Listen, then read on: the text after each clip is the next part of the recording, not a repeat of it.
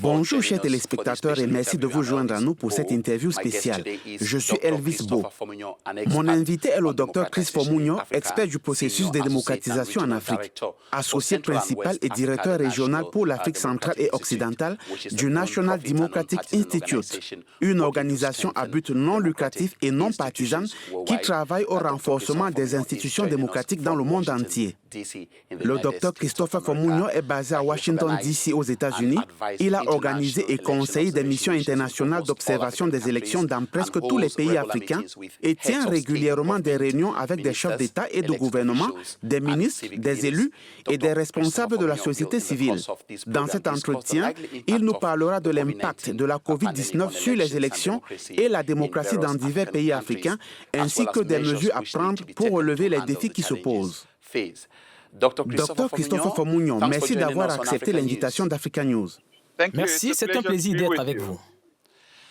Première question, certains pays africains sont susceptibles de reporter les élections car ils pourraient être confrontés à des défis aggravés par l'augmentation des coûts et l'apparition de la COVID-19. Quelles sont vos recommandations pour ces pays durant cette période? Jusqu'ici, les pays africains nous ont présenté trois approches. Il y a des pays comme le Mali ou le Burundi qui ont organisé des élections en avril et en mai. Nous avons d'autres pays comme la Tanzanie et le Malawi qui se demandent toujours s'il est pertinent de maintenir leur calendrier électoral. Nous avons un pays comme l'Éthiopie où la question du report des élections est actuellement en débat. C'est donc une pandémie qui aura un impact avec le calendrier électoral dans de nombreux pays africains. Comment peut-on utiliser la technologie et la créativité pour réduire les coûts des élections en Afrique, car elles risquent d'être annulées dans certains pays, faute de ressources suffisantes? Bien sûr, il y a une question liée aux ressources. Mais il y a également quelques difficultés à respecter ces mesures destinées à réduire la contamination des populations du fait de la COVID-19. Du fait de la nécessité de respecter la distanciation sociale, par exemple, il n'est plus possible de tenir des meetings populaires. Cela exposerait la population. La communication des partis politiques et des candidats devra donc passer par les médias et les technologies modernes. Et même les organisations citoyennes qui observent traditionnellement les élections devront adapter leur travail, en commençant par la transmission des résultats au travers de la technologie du téléphone, des portables et des ordinateurs afin de transmettre l'information. Nous devrons nous préparer à faire confiance à l'innovation et aux nouvelles technologies afin de tenir nos élections.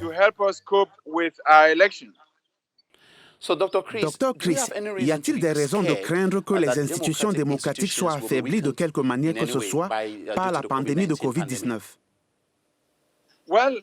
Écoutez, je n'ai pas beaucoup de craintes. Mais la réalité est que la démocratie et les institutions démocratiques vont être mises à l'épreuve. Dans certains pays, parce que l'espace politique va se réduire. Des régimes peu attachés à la démocratie vont utiliser le prétexte de la pandémie pour essayer de renforcer les pouvoirs de l'exécutif.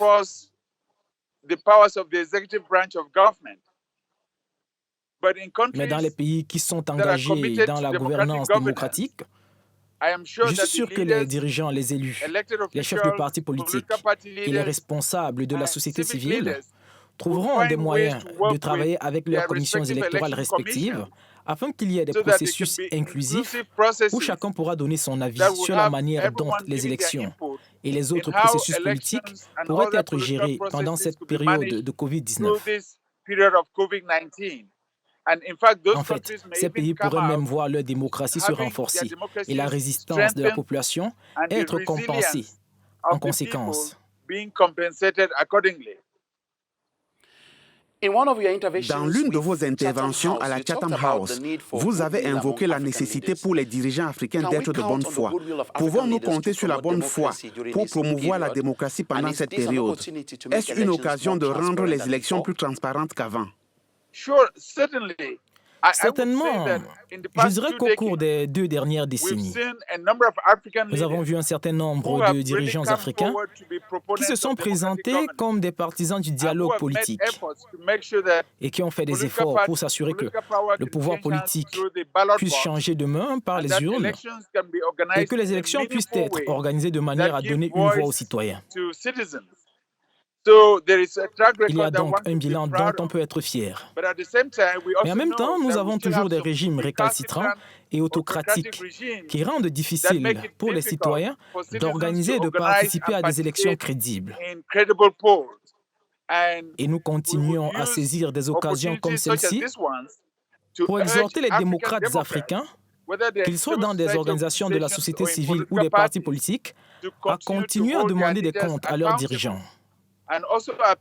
Et nous appelons également les dirigeants à prendre des décisions qui peuvent préserver leur place dans l'histoire, qui peuvent préserver leur héritage en tant que personnes qui ont gouverné avec justice et qui ont contribué à faire en sorte que la démocratie puisse être renforcée sur tout le continent africain. Avec une crise économique imminente et la hausse possible du chômage, doit-on craindre qu'il y ait des troubles à travers le continent? Nous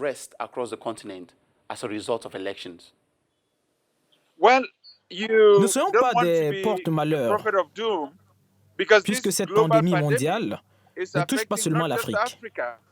De nombreux pays d'Europe, d'Asie et d'Amérique du Nord sont aussi concernés. Et de nombreuses économies de ces pays vont être touchées par la pandémie d'une manière négative. Je ne serais donc pas surpris de voir que certains des mouvements sociaux que nous observons actuellement aux États-Unis et dans certaines parties de l'Europe se font également sentir en Afrique. Mais le test va consister à voir quelles mesures les gouvernements africains vont prendre afin d'atténuer le choc économique de la pandémie et comment ils peuvent travailler avec d'autres parties prenantes pour s'assurer qu'il y ait un accompagnement économique pour les entreprises qui créeront des emplois. Pour le secteur privé qui créera des emplois, que les jeunes trouveront encore des opportunités dans la période post-Covid et que les pays peuvent être stabilisés d'une manière qui leur permettra de rebondir aussi bien économiquement que politiquement. Permettez-moi d'aborder un autre événement qui fera date, car nous arrivons progressivement à la fin de cet entretien. En République démocratique du Congo, une affaire de corruption très médiatisée impliquant le directeur de cabinet du président Félix Tshisekedi est en cours. Quel est l'impact des campagnes anticorruption sur la bonne gouvernance sur le continent? Comme vous l'avez indiqué à juste titre, l'affaire en République démocratique du Congo est toujours en cours. C'est une affaire très médiatisée. Je ne la commenterai pas car les enquêtes sont toujours en cours et le procès est toujours en cours. Mais c'est une affaire que nous suivons de très près aux côtés du peuple congolais qui veut pouvoir déterminer s'il s'agit d'un effort honnête de lutte contre la corruption qui se traduit par un impact très négatif sur le bien-être des citoyens. Et je suis sûr que si la justice prévaut et que les enquêtes sont menées de manière très transparente, en fin de compte, cela enverra un message très fort, non seulement aux Congolais, mais aussi aux titulaires de postes à travers le continent, que le système judiciaire a un rôle à jouer et que la corruption a un impact négatif sur le bien-être de nos économies et de nos pays. Docteur, nous vous remercions d'avoir accepté de vous exprimer sur les antennes d'Africa News. Merci beaucoup et portez-vous bien. Merci à vous également, chers téléspectateurs. Visitez nos réseaux sociaux et notre site africanews.com.